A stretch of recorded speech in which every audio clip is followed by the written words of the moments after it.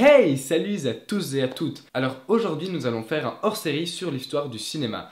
C'est-à-dire que nous allons quitter les grandes étapes du cinéma pour nous attarder plus spécifiquement sur le cinéma de propagande nazi et sur la question que pose la diffusion de ce type d'œuvre.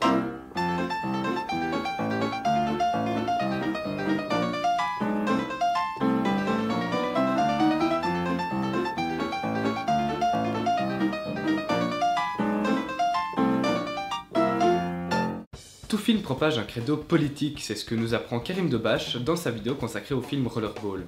En effet, la vidéo manipule notre vision de la réalité puisqu'elle manipule directement l'image. Mais comment manipule-t-elle l'image?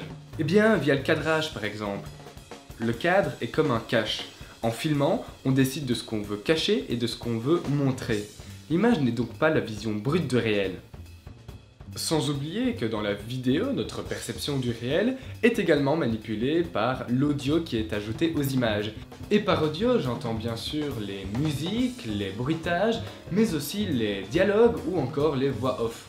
Mais il y a aussi le montage qui manipule notre perception de la réalité. Et ça, Kuleshov, un réalisateur soviétique, le démontre très bien dans son expérience de 1921. Kuleshov utilise un plan où on voit un acteur avec une expression faciale neutre, donc qui ne laisse paraître aucun sentiment, et à une projection, il décide de montrer au public le plan de l'acteur au visage neutre, suivi d'un plan d'une assiette de soupe. Dans une autre projection, il décide de prendre le même plan d'acteur, suivi d'un autre plan représentant cette fois-ci un cercueil dans lequel se trouve un enfant.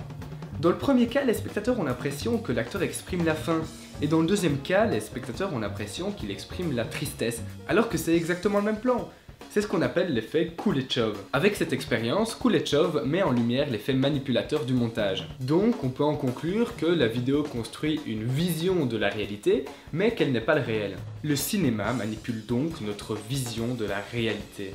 Puisqu'il manipule nos perceptions, les films sont du coup d'excellents vecteurs pour faire passer des idées. Et ça, l'homme s'en est rendu compte bien vite. Le cinéma a depuis toujours été utilisé comme outil de propagande. L'année 1897 déjà vit le premier placement de produit. Bon, c'était un placement de produit pour un savon dans un film de Frères Lumière. En 1898 est tourné le premier film à visée explicitement publicitaire. Bon là pour le coup c'était pas des savons, c'était une publicité pour de la peinture laquée de la société Ripolin.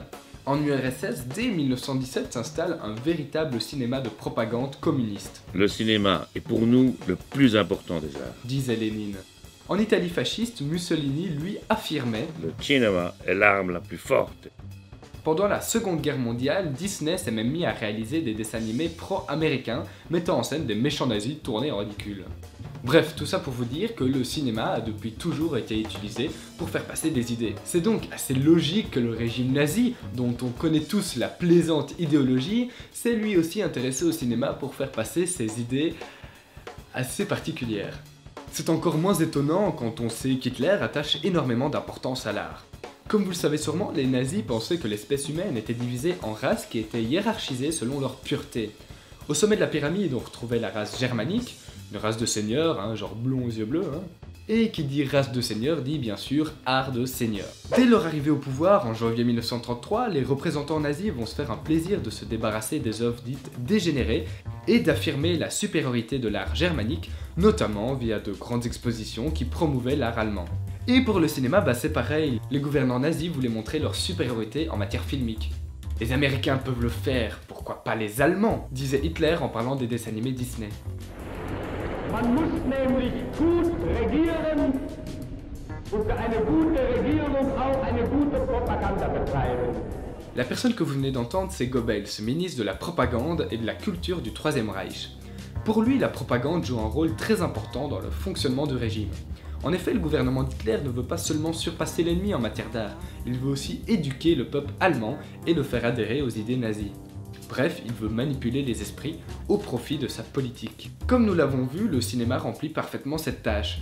Et ça, Goebbels le sait, puisqu'il affirme dans son discours du 9 février 1934 que le cinéma est un des moyens de manipulation des masses les plus modernes. Il a l'ambition de faire du cinéma allemand une force mondiale. Pour ce faire, Goebbels s'autoproclame protecteur du film allemand et d'énormes moyens financiers sont mis à sa disposition. À cette époque, l'entièreté de la production cinématographique allemande servait la propagande et était dirigée par nul autre que Goebbels lui-même.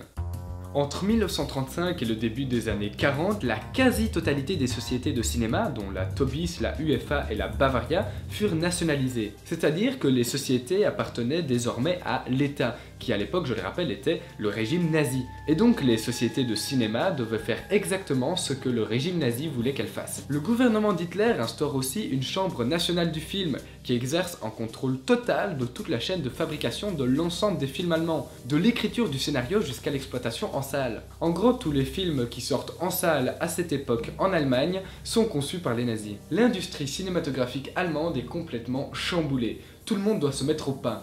Les juifs sont exclus et ceux qui veulent rester doivent faire partie de la chambre du cinéma et donc servir le gouvernement nazi. Cette prise de pouvoir de l'art par le gouvernement entraîna un certain nombre d'exils, parmi lesquels Fritz Lang, qui était un grand réalisateur allemand du début du XXe siècle et qui ne voulait pas voir son art mis au service de la propagande.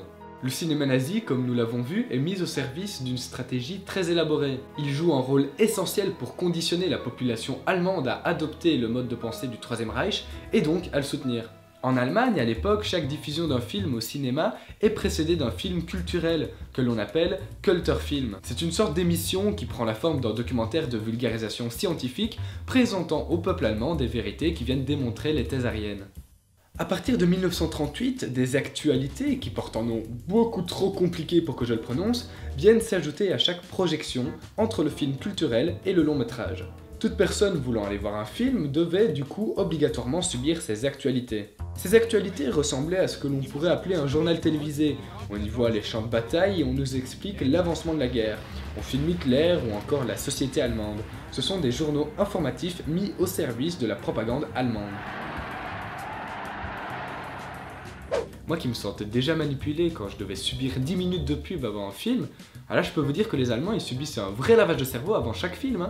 Mais les films eux-mêmes servaient aussi la propagande, puisque comme je l'ai déjà dit, l'industrie cinématographique allemande était aux mains des nazis. Pour eux, le cinéma était le meilleur moyen de manipulation de masse et servait à mettre dans la tête des Allemands les idées ariennes et à leur faire adopter cette idéologie. Les thèmes des films sont idéalistes et sont conformes à la doctrine nazie.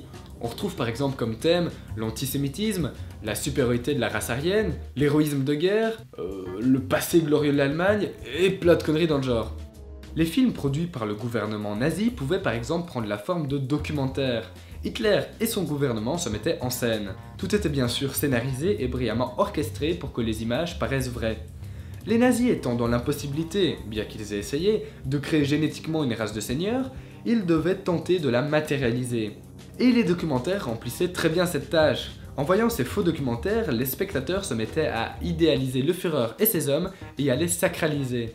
On peut citer comme exemple les nombreux documentaires de la réalisatrice allemande Leni Riefenstahl. C'est devenu l'une des plus grandes réalisatrices de propagande nazie, avec ses documentaires tels que Le Triomphe de la Volonté, Jour de la Liberté, Notre Armée, ou encore Les Dieux du Stade. Cependant, parmi les films commandés par le gouvernement allemand, tous ne sont pas nécessairement au service de la propagande. Enfin, du moins pas directement. Sur plus de 1094 films produits entre 1933 et 1945, la quasi-totalité sont des comédies ou des œuvres de divertissement. En effet, en plus de diffuser l'idéologie arienne, le cinéma avait surtout pour rôle de divertir, de faire oublier les tracas de la guerre. Mais attention, bien souvent la limite entre film de pur divertissement et film de propagande est très fine. Goebbels disait à ce propos « La propagande cesse d'être efficace à l'instant où sa présence devient visible. » La plupart des films allemands réalisés pendant la guerre sont donc des films de fiction, qui en plus de divertir, font ressortir l'idéologie nazie de façon naturelle par des situations. Les spectateurs se mettent donc souvent à adopter l'idéologie aryenne de manière inconsciente. C'est tout le but de la propagande. Comme film qui utilise ce procédé-là, on peut citer Le Juif Zus, qui présente un juif ambitieux, avide d'argent et de femmes. Le film est clairement antisémite et glorifie la société civile telle que les nazis la voyaient. Et des films dans la même trempe, il en existe plein d'autres. On peut citer Le Juif éternel, qui dénonce les juifs comme étant des complotistes et des sous-hommes, ou encore Le jeune hitlérien Quex, qui raconte l'histoire d'un jeune garçon qui s'engage dans les jeunesses hitlériennes, alors que son père, qui est communiste, le lui a interdit. En 1944 et 1945, le nombre de spectateurs qui se déplacent au cinéma dépasse pour la première fois le milliard. Ce chiffre exprime très bien les besoins qu'ont les Allemands de se divertir à une époque où les bombardements des Alliés sont plus présents que jamais. Berlin, qui était autrefois la capitale la plus laide d'Europe, est aujourd'hui l'ex-capitale la plus démolie.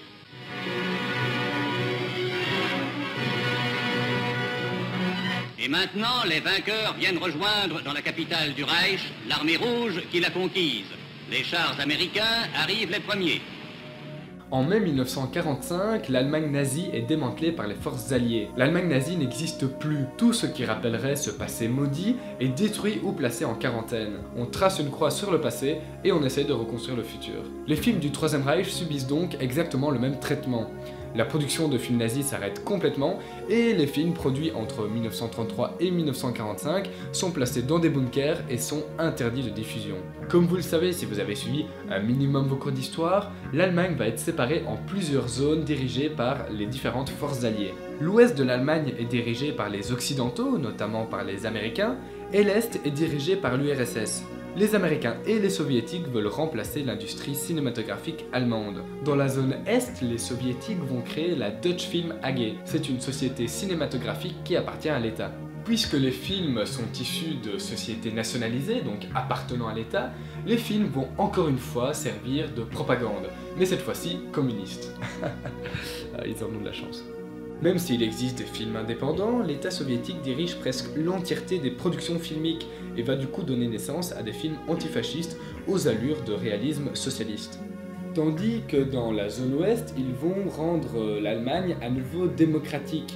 Et fidèles à leur idéologie, qui je le rappelle est basée sur le capitalisme, ils vont se mettre à reprivatiser les sociétés de production de cinéma. Et les fonctions de production, distribution et projection sont strictement séparées. Le marché cinématographique étranger est à nouveau réouvert. Mais cette ouverture du marché va causer l'effondrement de la production cinématographique de l'Ouest allemand, puisque les habitants préfèrent se tourner vers le cinéma plus fictionnel et plus divertissant des Américains, à l'opposé du cinéma allemand, qui à l'époque ne produit presque exclusivement que des films de guerre ou des documentaires.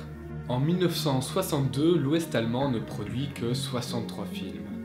Voilà, c'est la fin de la première partie consacrée aux films de propagande nazie. J'espère qu'elle vous a plu. Alors dans la seconde partie, nous allons nous intéresser aux questions que pose la diffusion des films nazis. Et nous allons nous poser la question, faut-il ou non autoriser la libre diffusion de ces films ?